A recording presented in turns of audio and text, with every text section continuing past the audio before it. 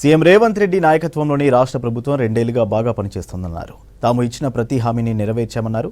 ఈ నెల 8న Telangana rising summit జరుగుతోందన్నారు. ఈ సదస్సులో రాష్ట్ర ప్రభుత్వం రెండేళ్లలో చేసిన అభివృద్ధి, సంక్షేమ పథకాలపై సమ్మిట్ జరుగుతుందన్నారు. 2047 విజన్ డాక్యుమెంట్ను రిలీజ్ చేస్తామన్నారు. 10 ఏళ్లలో కేసీఆర్ సర్కార్ రాష్ట్ర ఖజానాను ఖాళీ చేసిందన్నారు. మిగులు రాష్ట్రంగా ఉన్న తెలంగాణను బీఆర్ఎస్ అప్పుల పాలు చేసిందని మండిపడ్డారు. దాదాపు 60,000 కోట్లు వివిధ పథకాలకు ప్రభుత్వం కేటాయించిందన్నారు పెద్దపల్లి ఎంపీ వంశీకృష్ణ. ఈరోజు తెలంగాణ ప్రభుత్వము శ్రీ రేవంత్ రెడ్డి గారి ఆధ్వర్యంలో 2 సంవత్సరాలు పూర్తవుతుంది. దానికి మేరకు తెలంగాణ రైజింగ్ సమ్మిట్ అని చెప్పి పెద్ద ఎత్తున తెలంగాణ గత 2 సంవత్సరాల్లో రేవంత్ రెడ్డి గారి ఆధ్వర్యంలో ఎన్ని పనులు చేసినారు, వారు 6 గ్యారంటీలు ఏదైతే క్యాంపెయినింగ్ అప్పుడు రాహుల్ గాంధీ గారు వచ్చి ఏదైతే అనౌన్స్ చేసిండ్రో, మహిళలకు బస్సు ట్రావెల్, ఉచిత బస్సు ట్రావెల్ ఏదైతే స్కీమ్ అనౌన్స్ చేసిండ్రో దానిలో దాదాపు 8,000 కోట్ల రూపాయలు దానికి ఖర్చు పెట్టడం జరిగింది. మళ్ళా రైతుల కోసం మీ అందరికి తెలుసు, కాంగ్రెస్ పార్టీ రైతుల కోసము, రైతుల అండదండగా ఉంటామని చెప్పి ఎన్నో హామీలు ఇవ్వడం జరిగింది. దాని మేరకు రైతు భరోసా కోసం 21,000 కోట్ల రూపాయలు కేటాయించడం జరిగింది. రైతులు కూడా చాలా ఆనందంగా ఉన్నారు.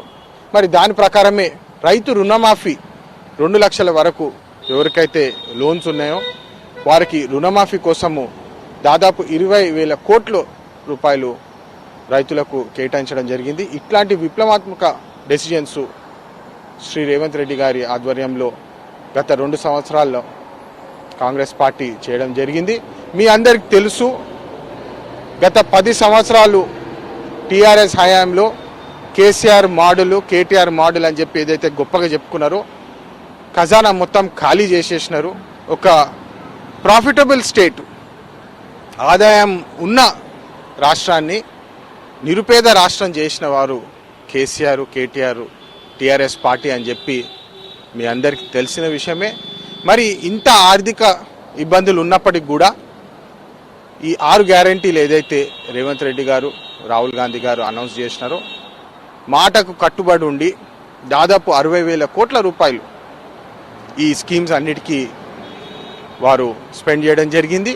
మరి అదేవిధంగా ఎడ్యుకేషన్ కోసం రేవంత్ రెడ్డి గారు ఎడ్యుకేషన్ మీద చాలా ఫోకస్ పెడుతున్నారు. మంచిగా చదువుకుంటే మన పిల్లలు బాగుపడతారు, పిల్లలు బాగుంటే మన రాష్ట్రం బాగుంటుంది, రాష్ట్రం బాగుంటే మన దేశానికే వాళ్ళు కాంట్రిబ్యూట్ చేస్తారని చెప్పి మంచి ఆలోచనతోటి యంగ్ ఇండియా ఇంటిగ్రేటెడ్ స్కూల్స్ 15,000 కోట్ల రూపాయలు దానికి కేటాయించడం జరిగింది.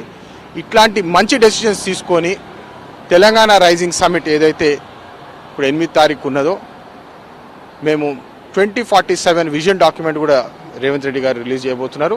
దాంట్లో $3 ట్రిలియన్ ఎకానమీ ఎట్లా చేస్తామని చెప్పి వారు ఆ డాక్యుమెంట్ రిలీజ్ చేయబోతున్నారు.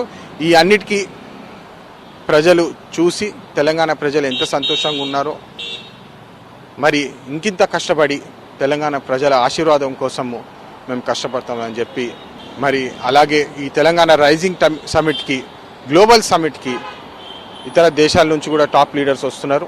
నిన్న మేము సీఎం గారితో వెళ్ళి ప్రైమ్ మినిస్టర్ మోడీ గారిని కూడా పిలవడం జరిగింది. రాహుల్ గాంధీ గారిని, ప్రియాంక గాంధీ గారిని, ఖర్గే గారిని, సోనియమ్మ గారిని, వీళ్ళందరినీ పిలిచి ఈ ఈవెంట్ విజయవంతం చేయడానికి